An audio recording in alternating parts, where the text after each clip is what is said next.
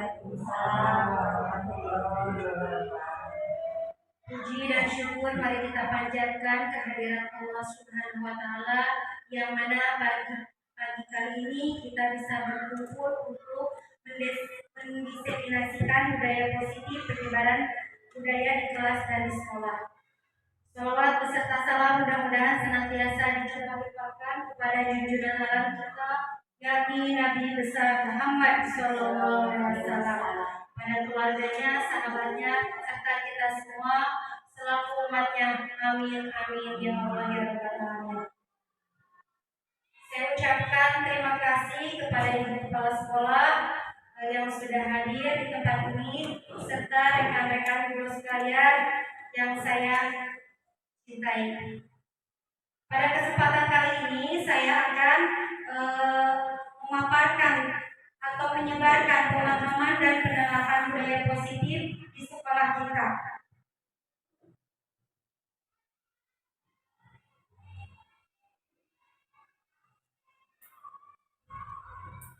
Budaya positif merupakan perwujudan dari nilai-nilai atau keyakinan universal yang diterapkan di sekolah.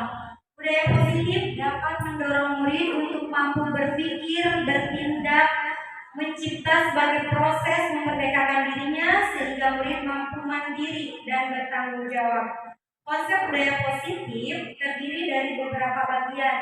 Yang pertama, perubahan paradigma belajar. Yang kedua, disiplin positif. Yang ketiga, kebutuhan dasar manusia. Yang keempat, motivasi perilaku manusia.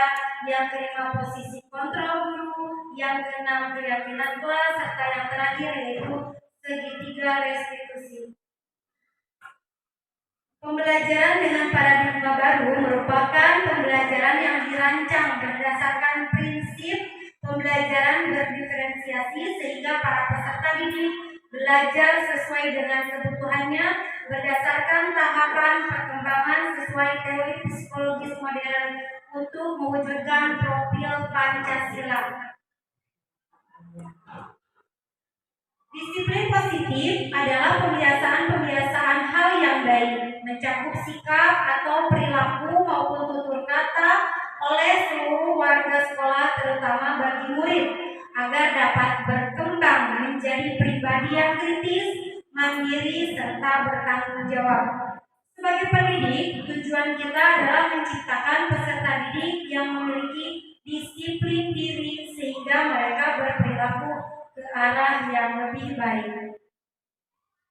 Yang ketiga yaitu kebutuhan dasar manusia, merupakan sesuatu yang kita lakukan untuk mendapatkan apa yang kita inginkan. Seluruh tindakan yang kita lakukan memiliki tujuan. Semua usaha terbaik yang kita lakukan agar kebutuhan dasar kita terpenuhi dengan baik. Kebutuhan dasar manusia itu apa saja? Yang pertama itu bertahan hidup, makanan, pakaian, tempat tinggal, keamanan, dan kesehatan. Yang kedua yaitu kasih sayang dan rasa diterima. Rasa diterima, diperdulikan, berbagi, kerjasama, dan menjadi bagian dalam kelompok.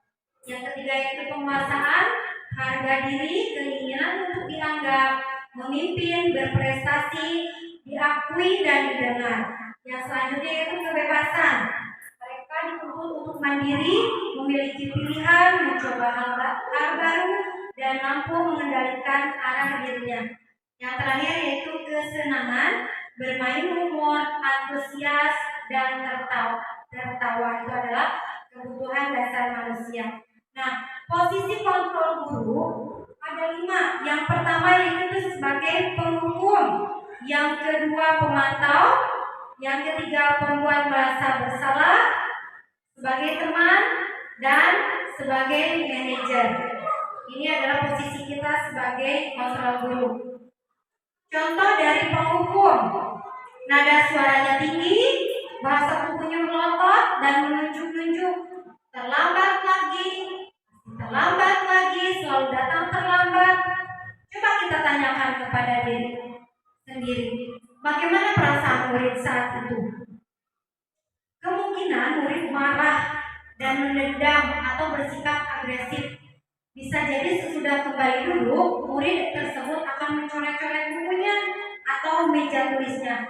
Lebih buruk lagi, sepulang sekolah murid bisa melihat motor atau mobil bapak ibu guru dan akan menggores kendaraan tersebut dengan paku. Itu adalah penghukum. Yang kedua yaitu membuat merasa bersalah. Nada suara memelas, halus, sedih, dan bahasa tubuh rapat ke anak. Contohnya, Anto, kamu bagaimana ya? Sudah berjanji dengan ibu tidak akan terlambat lagi. Kamu kenapa ya senang sekali mengecewakan ibu? Ibu benar-benar kecewa sekali. Bagaimana perasaan murid bila ditegur dengan cara seperti itu? Murid akan merasa bersalah karena telah mengecewakan ibu bapak gurunya. Murid akan merasa menjadi orang yang gagal dan tidak sanggup membahagiakan orang lain. Kadang-kala sikap seperti ini lebih bahaya dari sikap penghukum karena emosi ini akan tertanam di dalam. Murid menahan perasaannya. Tidak seperti penghukum, murid bisa melupakan amarahnya walaupun dengan cara yang negatif.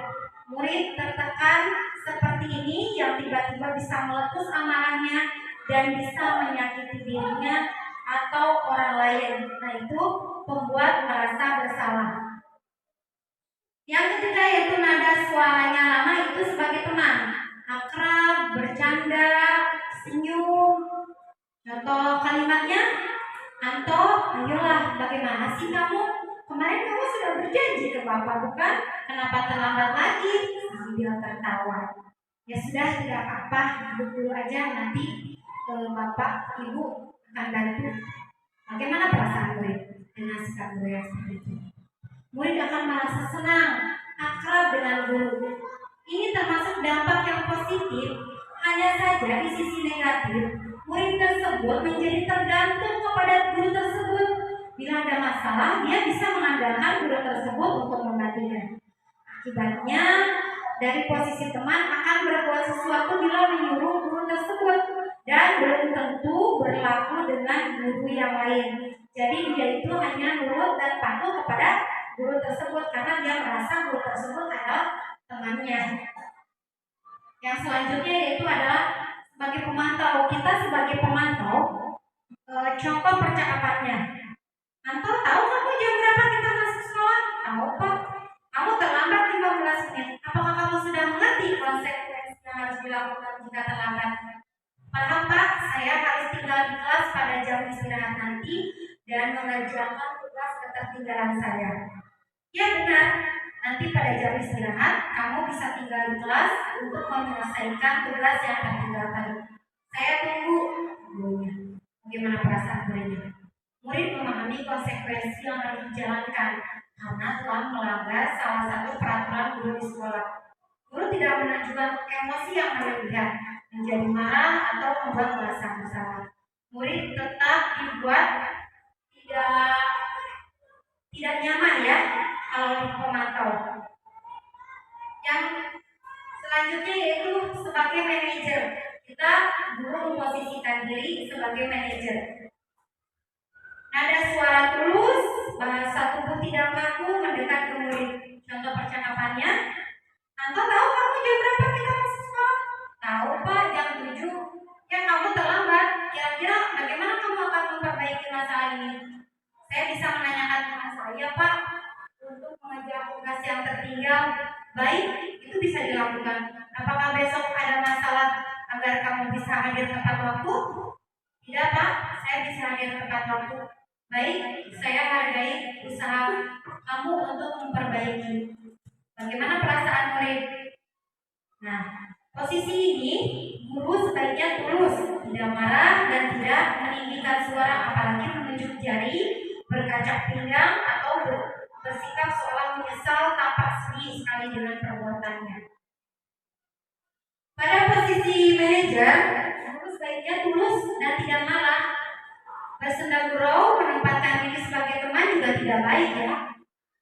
Fokus pada murid bukan untuk membahagiakan murid atau orang tua. Murid sudah mengetahui adanya suatu masalah dan sesuatu perlu terjadi. Bila guru mengambil posisi pemantau, guru akan melihat apa konsekuensinya, apa peraturannya. Namun pada posisi manajer, guru akan mengambil tanggung jawab pada murid untuk mencapai mencari jalan keluar permasalahannya, tentu dengan bimbingan guru. Jadi kita itu sebagai guru mungkin ada sebagai pembuku, ada juga kadang sebagai teman, ada juga kadang sebagai manajer. Itu tergantung kita memposisikan diri ketika kita memberikan pembelajaran kepada anak-anak kita. Contoh lain dari penerapan 5 posisi kontrol guru. Misalnya menghukum, berdiri di depan kelas dengan kaki diangkat sebelah. Itu juga sebagai penghukum.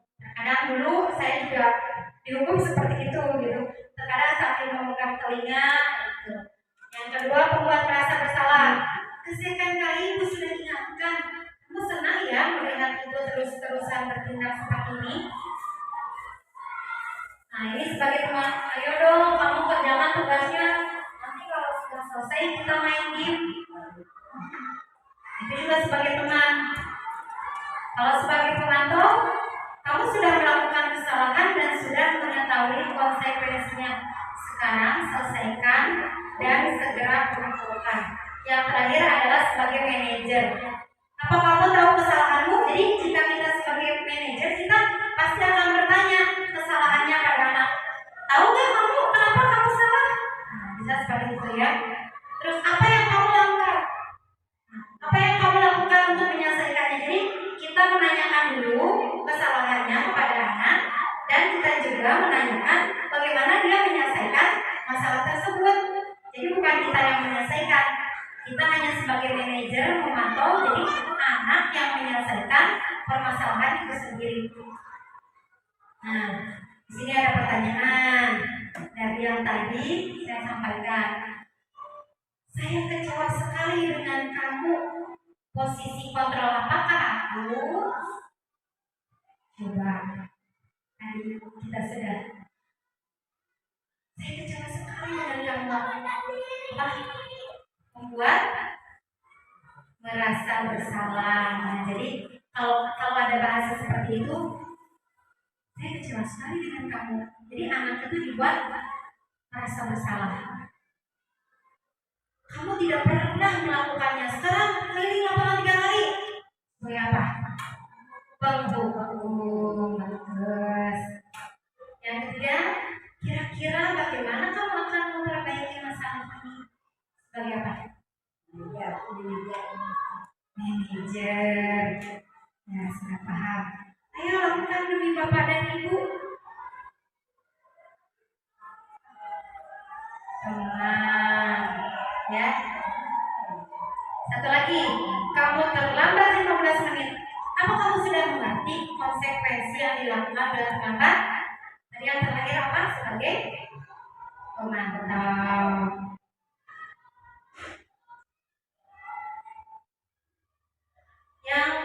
Yang keenam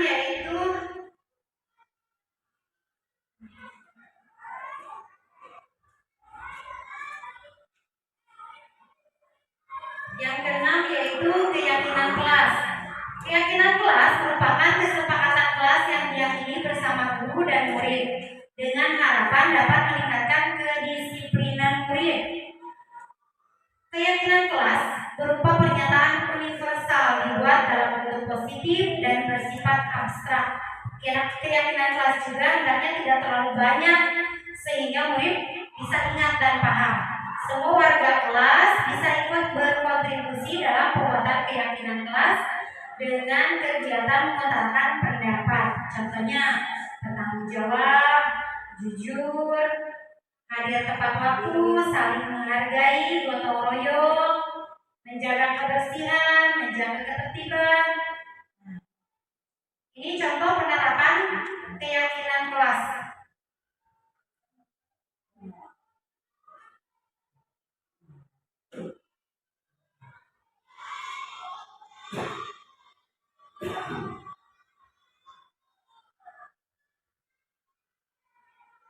Ini adalah contoh penerapan keyakinan kelas yang sudah saya terapkan di kelas 4.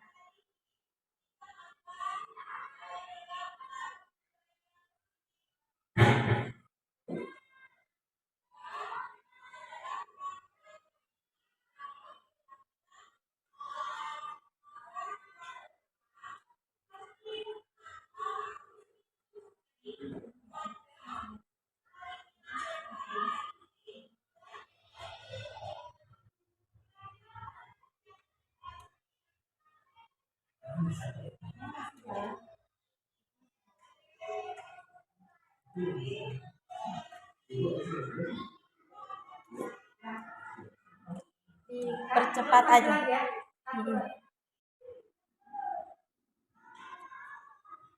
Yang ketujuh yaitu segitiga restitusi. Segitiga restitusi adalah suatu proses dialog yang dilakukan guru atau orang tua agar dapat menghasilkan murid yang mandiri dan bertanggung jawab. Segitiga restitusi mengingatkan murid memiliki tujuan disiplin positif dan memperbaiki dirinya setelah berbuat salah. Restitusi bukan untuk menebus kesalahan, namun untuk belajar. Yang pertama itu menstabilkan identitas, yang kedua adalah validasi tindakan yang salah, dan yang ketiga adalah menanyakan keyakinan.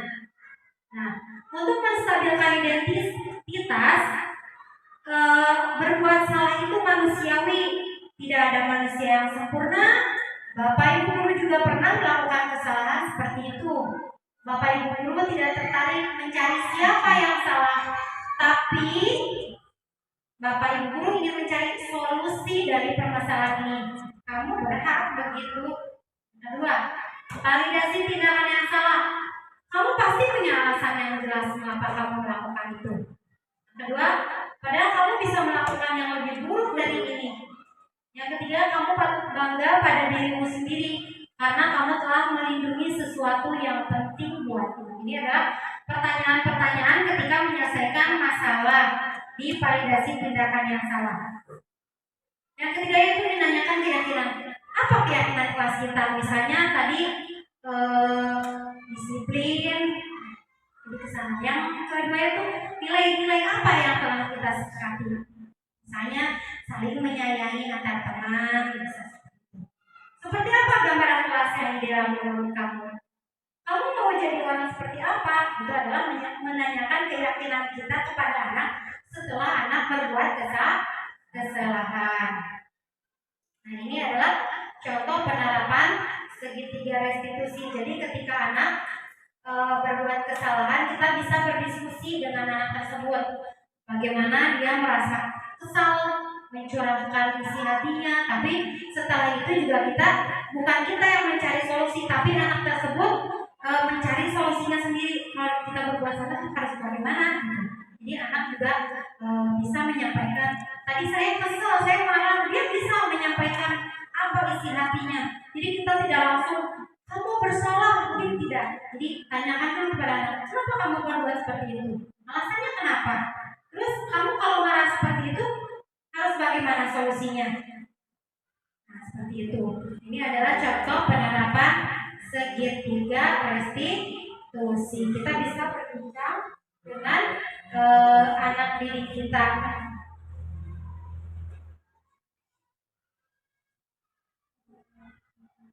Mungkin itu saja yang bisa saya sampaikan pada kesempatan pagi ini. Mudah-mudahan ilmu yang saya dapatkan dari CGP ini bisa bermanfaat bagi kita semua. Mudah-mudahan saya menjadi lebih baik, jadi pribadi yang lebih baik lagi dari saat ini. Terima kasih atas semua perhatiannya. Billahi taufiq wal hidayah. Wassalamualaikum warahmatullahi wabarakatuh. Waalaikumsalam warahmatullahi wabarakatuh.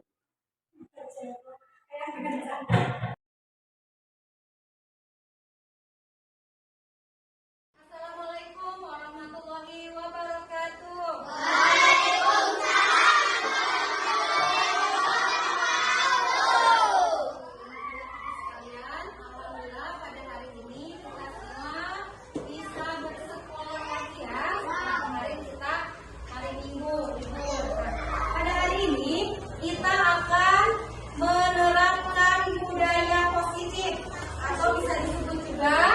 Menerapkan budaya positif dalam keyakinan agar kita semua tertib tanpa harus disuruh. Jadi ada keinginan yang baik dari diri sendiri. Kira-kira apa saja keyakinan kelas yang bisa kita adopsi? Yang pertama apa? Disiplin, apalagi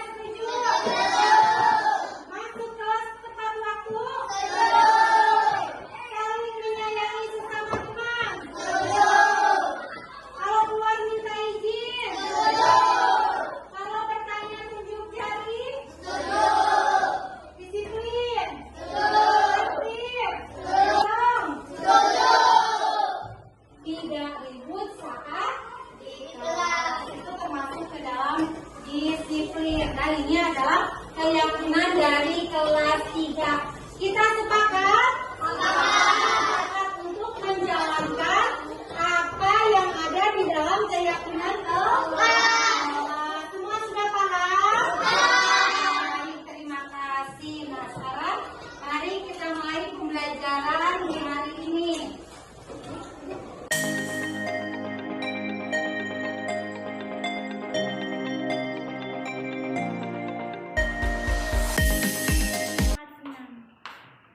Sangat senang. Saya sangat merasa senang sekali.